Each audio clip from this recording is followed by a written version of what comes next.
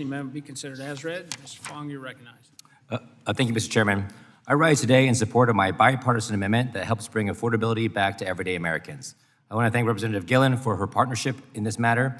In California, we've seen firsthand how broken insurance and litigation systems drive costs directly onto consumers. When insurance costs rise, everyday people foot the bill. Millions of Americans rely on rideshare to get to work, get home safely, attend medical appointments, pick up groceries, or support their families every single day. Yet these companies are being increasingly targeted by lawsuits, seeking massive payouts even when the company itself is not alleged to have done anything wrong. And this is happening despite the fact that the overwhelming majority of trips are completed without any reported safety incident, and every trip already carries at least $1 million in liability insurance coverage. The problem is that even meritless lawsuits are extraordinarily expensive to defend. Across the system, these costs add up to hundreds of millions of dollars annually, costs that are ultimately passed onto the consumers through higher fares and reduced transportation access. We have seen the impact directly in California. Roughly 1/3 of a rideshare fare in my home state has been going toward government-mandated insurance costs. Last year in Los Angeles, that number climbed to nearly half a fare. Imagine that. Half of your trip fare just to cover insurance costs. The results are predictable. Higher costs create lower demand. The people who rely on ride shares for their everyday lives are priced out and locked out due to the impacts of these frivolous lawsuits. It's not just California. In states across the country, we know that costs have gotten out of hand, particularly with commercial auto insurance. My amendment addresses this problem with a balanced, common sense federal standard. It does not eliminate accountability. Companies would still be fully liable for their own negligence, misconduct, safety features, or violations of law.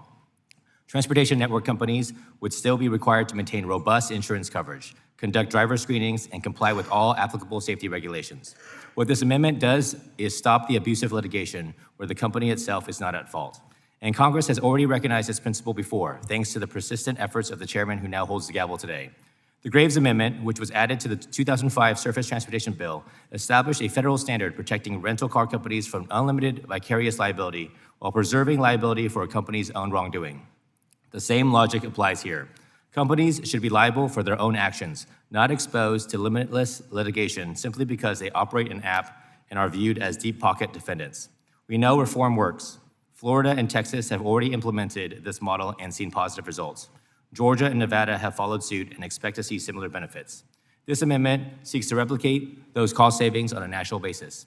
Lower litigation costs mean lower insurance costs. Lower insurance costs mean lower fares. And lower fares mean better access to affordable transportation and more opportunities for drivers.